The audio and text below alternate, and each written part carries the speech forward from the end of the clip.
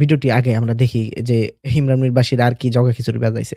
বিষয়ে সদরুল আইম্মা মুওয়াফফাক বিন আহমদ মানাকিবুল ইমামিল আজম গ্রন্থে লিখেছেন, ইমাম আবু হানিফা রাদিয়াল্লাহু আনহা 40,000 হাদিস থেকে বাছাই করে কিতাবুল আসার লিখেছেন। এরই ফলশ্রুতিতে তৎকালীন মুসলিম বিশ্বে সর্বত্র হাদিস চর্চার কেন্দ্র কিতাবুল এবং ইমাম আহমদ বিন হাম্বলের মুসনাদ গ্রন্থদ্বয় হাদিসের উপর গুরুত্বপূর্ণ গ্রন্থ হিসেবে বিবেচিত হতে থাকে। এরপরে হিজরি 3য় শতাব্দীতে অনেক মুসলিম মনীষী বিশ্বের বিভিন্ন অঞ্চল থেকে প্রচুর হাদিস সংগ্রহ করেন। তার মধ্যে বিখ্যাত হলেন ইমাম বুখারী, ইমাম মুসলিম, ইমাম আবু দাউদ, ইমাম তিরমিজি, ইমাম নাসাই এবং ইমাম ইবনে মাজাহ। এদের সংকলিত হাদিস গ্রন্থগুলো হলো সহিহ বুখারী, সহিহ মুসলিম, সুনানে আবু দাউদ, সুনান আত-তিরমিজি, সুনানে নাসাই এবং সুনানে ইবনে মাজাহ। এই 6খানা হাদিস গ্রন্থকে সম্মিলিতভাবে সিয়াসাত্তা বা 6টি বিশুদ্ধ হাদিস গ্রন্থ বলা হয়। আব্বাসীয় যুগে হাদিস লিপিবদ্ধের কাজ পরিসমাপ্ত হয়। এই সকল ইমামরা এক একটা হাদিস কি যত্ন নিয়ে কি নিখুঁত যাচাই বাছাই করে সংকলন করেছেন তা নিয়ে বললে কয়েক ঘন্টা বলা লাগবে। সুতরাং যেমনি ভাবে কোরআন সংরক্ষিত আছে তেমনি ভাবে একই পদ্ধতিতে হাদিসও সংরক্ষিত আছে। চতুর্থত, হাদিস নয় শুধু কোরআন মানবো বলা পাবলিক গুরু সবাইকে আরবি জানে না। তাহলে কোরআন কেমনে বুঝবে? কোরআনের ভাষা তো আরবি, আরবি কি তারা বুঝবে? তাহলে কোরআন মানবে কেমনে? তখন কোরআন তার নিজস্ব ভাষায় অনুবাদ করা লাগবে। এই যে অনুবাদ, এর জন্য লাগবে অভিধান, ভাষা, এক ভাষা থেকে আরেক ভাষায় রূপান্তরের জটিল প্রক্রিয়াগুলো, কখনো ব্যাখ্যা, এগুলো সবই তো মানব সৃষ্ট। হাদিস মানুষের বানানো বলে হাদিস না মেনে অনলি কোরআন বলা পাবলিক গুলো কোরআনের অর্থ অনুবাদ বোঝার জন্য ব্যাখ্যা গ্রহণের ক্ষেত্রে কিন্তু মানুষের বানানো অর্থ অনুবাদ, অভিধান, ভাষা, ব্যাখ্যার মুখাপেক্ষী হয়। কি এক আত্মবিড়ম্বনা ভেবেছেন? পঞ্চমত, শুধু আচ্ছা, এই বিষয়ে কিছু বলুন। দেখছেন কি ধরনের খোড়া যুক্তি? কোরআন শরীফ কি আমাদের এবিসিডি শিখাবে, আলিফ বাতাসা শিখাবে? কোন তো কোরআন কি এই জন্য আসছে? এখানে একটু বলি, এই যে ইমরান বসে কয়েকটা কথা বললেন, হাদিস যেভাবে এসেছে কোরআন সেভাবে এসেছে, অর্থাৎ কোরআন যেভাবে এসেছে হাদিস সেভাবে এসেছে। এই যে তিনি একটা যুক্তি দাঁড় করালেন, বা এটা আর কি উজবুকদের থেকে কোট করে একটা কথা বললেন তিনি। আচ্ছা, ওনাকে এটা দেখাতে হবে কোরআনের ব্যাপারে কোনো জাল জয়ব আছে কিনা, এটা প্রমাণ করতে হবে। কিন্তু হাদিসের ব্যাপারে অনেক জাল জয়ব আছে, তাহলে কিভাবে আসলো ভাই? হ্যাঁ, হাদিসে দেখেন হানাফিরা যে হাদিসটা মানতেছে, আমি বলি, হ্যাঁ, হানাফিদের দৃষ্টিতে যে হাদিসটা সহিহ, সেই হাদিসটা আবার আহলে হাদিসের কাছে সেই হাদিসটা সহিহ না। তাহলে কি করে ভাই? কোরআনের কোন আয়াতটা আছে যে হানাফিরা এই আয়াতটাকে মানসুখ করে দিচ্ছে, আহলে হাদিস সেটাকে করতেছে?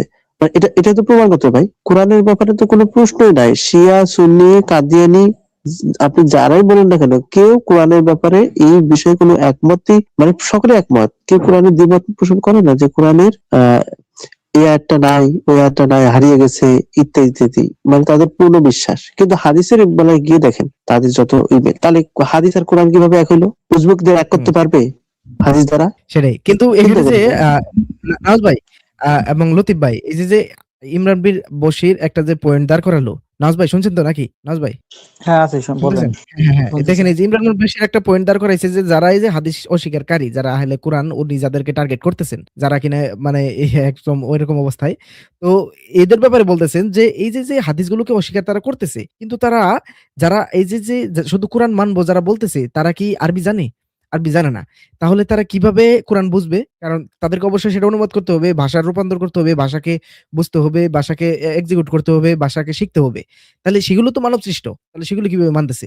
মানে এটা হলো ইমরান বশিরের যুক্তি। মানে যেহেতু কোরআন মানবো, তাহলে আরবিও জানি না, আরবিও পড়তে জানি না, এই জানি না, তাহলে আমি ভাষা কিভাবে, মানে বুঝতে গেলেও তো আমার এটা মানব সৃষ্ট কিছু জানতে হইতেছে। তাহলে এই বিষয়টা নাওয়াজ ভাই কিভাবে দেখবেন? এটা তো হাস্যকর না। কোরআনে আপনার ঈমান আনার দুইটা আয়াত পড়েন, দুইটা শর্ত আছে। একটা হলো গায়েবের উপরে বিশ্বাস, এটা শুনলাম এবং মানলাম। গায়েব বিষয়টা ইমরান বিন বশির হোক, যে হোক, সেও যেভাবে ঈমান আনছিল আমরাও সেভাবে আনছি। এর কোনো আমাদের অথেন্টিক প্রমাণ নাই। আল্লাহ কেমন, ফেরেশতা কেমন, এটা আমরা শুনছি, মাইনে নিছি। আর বাকারার 121 দেখবেন কোরআনটাকে আপনার বলছে হকের সাথে পাঠ করে এবং সুন্দরভাবে।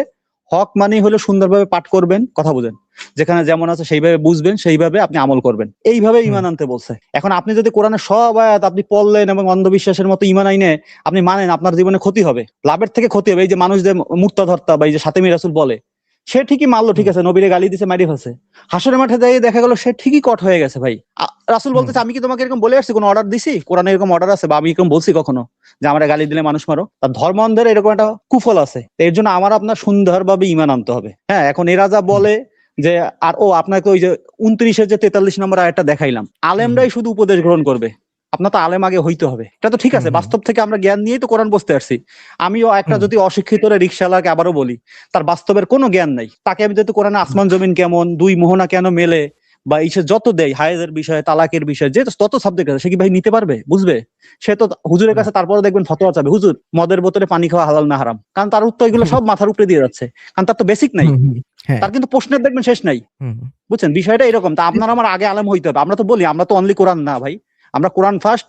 কোরআনের বুঝতে গেলে পৃথিবীর যদি সব লাগে, কোনটা খালা মামা চাচা কোনটা খালাতো বোন, সেই আরবি কোরআনের সাথে মেলে কিনা, যায় কিনা, পৃথিবীর সব জায়গায় একই রকম মানতেছে কিনা, মায়ের বোনকেই খালা বলে কিনা, সেইটা চীনে কি বলে আর বাংলাদেশে কি বলে বা আমেরিকায় কি বলে, যদি দেখি সব জায়গায় মিলে গেছে খাপে খাপ, তখন আমরা বলি এইটা কোরআনের সমর্থক। আমার সব জায়গায় মিলতে হবে তো বাস্তবের সাথে। তুমি বলবা হাইজেন সেটাই, ন্যাকড়ার কুকুর হাইজেন ন্যাকড়ার কুকুর মারা পানি হলো পবিত্র কুয়ার মধ্যে, ভাই এটা তো সমুদ্রের পানি না, এই সূত্র সমুদ্রে খাটে বা নদীতে খাটে, কুয়ায় তো খাটে না রে ভাই। সেটাই তো, তা এই যে ওর পানি তো মিলতেছে না? সেখানে হ্যাঁ। স্পেসিফিক। হ্যাঁ, তো এই যে আমি এটি বলতে চাচ্ছি যে কোরআন তো আমাদেরকে সেই আলিফ বাতা শিখাইতে আসে নাই, যে ভাষা আমরা মানে আলিফ বাতার অর্থ কি, মানে এটার অর্থ কি, ওটার অর্থ কি, আলিফ লাম মিমের অর্থ কি, ঠিক আছে, এইগুলো তো শিখাইতে কোরআন আসে নাই। সেগুলো তো আমাদেরকে আগে জ্ঞান অর্জন করতে হবে, তারপর না আমরা কোরআন বুঝতে যাব। আমাদের ভিতরে ট্যালেন্ট, তাই না? আমরা তো এবিসিডি কিভাবে বাংলা পড়তে হয়, কিভাবে ক খ কিভাবে সরিয়া সরা পড়তে হয়, সেগুলো তো আমাদের আগে শিখতে হবে। তারপর নয় যে গিয়ে আমরা একটা ফিজিক্সের বই পড়বো যে ফিজিক্স বিষয়টা কি। তো বেসিক গুলো তো আমাদের একটা জ্ঞান অর্জন করে তো তারপর যে আমাদের বুঝতে হবে যে কোরআনটা আসলে কি। তো সেগুলো শিখাতে তো কোরআন আসে নাই। তো কোরআন যদি সেগুলোই হইতো তাহলে তো একদম পৃথিবীর শুরু থেকে মানুষদের জন্য এই কোরআন একেবারে স্পেসিফিক ভাবে পাঠাই দেওয়া হইতো। আগে কিছু মানুষদের ভিতরে ইমপ্লিমেন্ট করা হইতো না। আদম আলাইহিস সালামকে সেই শিক্ষাই দেওয়া হইতো না যে বিভিন্ন জ্ঞান বিষয়ে যে শিক্ষাই দেওয়া হইতো না। সাথে, সাথে পৃথিবী পাঠাই দেওয়া হইতো। পরে কিতাব দিয়ে শিক্ষা দিত। তা না? তা তো করে নাই আল্লাহ। আগে প্রথমে তো বিভিন্ন কিছু শিখাইছেন। বেসিক গুলো শিখাইছেন। বিভিন্ন জ্ঞান অর্জন করাইছেন। তারপরে বরং পৃথিবীতে পাঠাইছেন। তারপর সেই কিতাবগুলো দিছেন যে কিতাবগুলো সে বুঝতে পারে।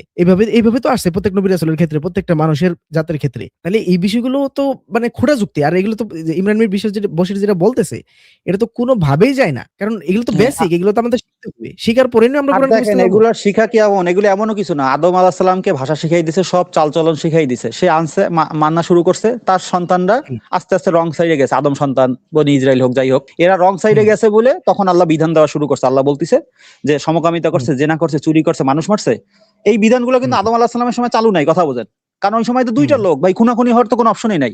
যদি দুইটা লোক হয়, হুম, খুনাখুনিও হয় না, কিচ্ছু হয় না। যখন শুরু হয়েছে তখন এগুলো আসা শুরু হুম, করছে। ভাই এটা তো বাস্তবসম্মত। আপনি বাস্তবের সাথে যখন আপনি স্থানকাল পাত্রভেদে দেখবেন, এটা তো খারাপ কোনো আইন দিচ্ছে না। তো এইটা বুঝতে হুম। গেলে আমার যদি আরবি পড়া লাগে, আরবির এক্সপার্ট হইতে হয়, ভাই এত হতে হবে কেন? তাহলে তো কোরআনটা শুধু মানব জাতির জন্য হইলো না। এখন তোমাদের যদি মত যদি এরকম হয়, ইমরান বিন বশিরের মতো, কি হয়েছে, সবাই মাদ্রাসায় ভর্তি হয়েছে, হয়ে তো তোমার মতো একসময় নাস্তিক হয়ে যাবে সবাই।